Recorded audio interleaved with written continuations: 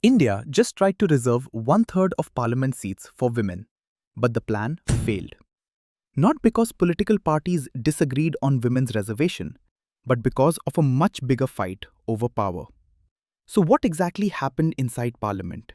And why is a bill that almost everyone supports suddenly so controversial? On April 17th, the government brought a key bill to fast-track women's reservation. The numbers look strong. 298 MPs supported it, and 230 opposed it. But in Parliament, being strong isn't enough for a constitutional amendment. You need overwhelming support. At least 352 votes, and the bill fell short.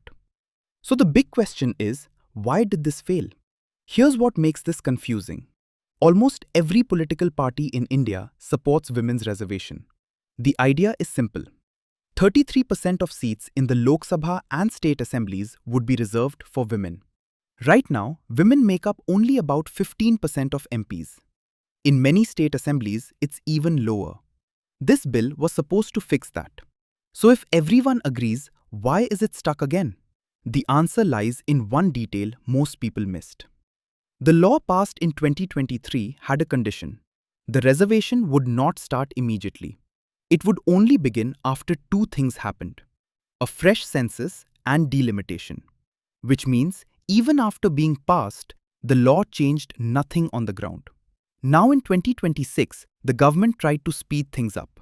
It proposed using the 2011 census instead of waiting, and starting delimitation right away. The goal was clear: bring the women's reservation into effect by 2029. Sounds reasonable, right? But this is where the story takes a turn. Let's understand the one word that changed everything: delimitation. It means redrawing constituency boundaries and redistributing seats based on population. Now imagine this. The Lok Sabha doesn't stay at 543 seats. It expands to more than 800. And those new seats are not divided equally. They follow population, which means states like Uttar Pradesh and Bihar gain more seats. States like Tamil Nadu, Kerala, and Karnataka lose relative influence. No state may lose seats outright, but their share of power changes.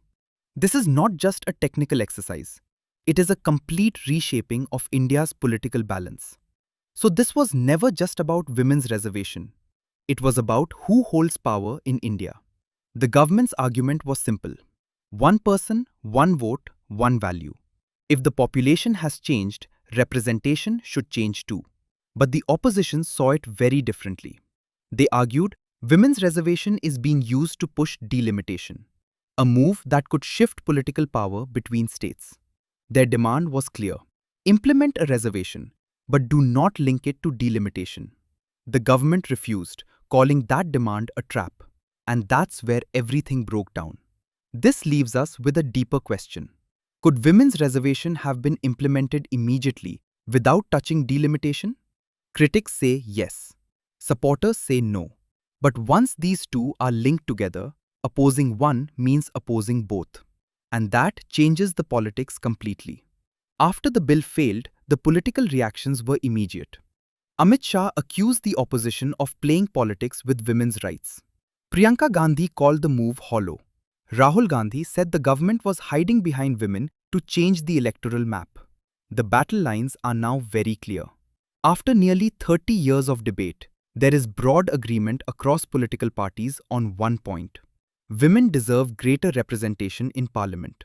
But this latest vote shows that consensus breaks down when it comes to how that change should be implemented. Linking reservation to delimitation has raised larger questions about representation, about federal balance, and about how political power is distributed across states.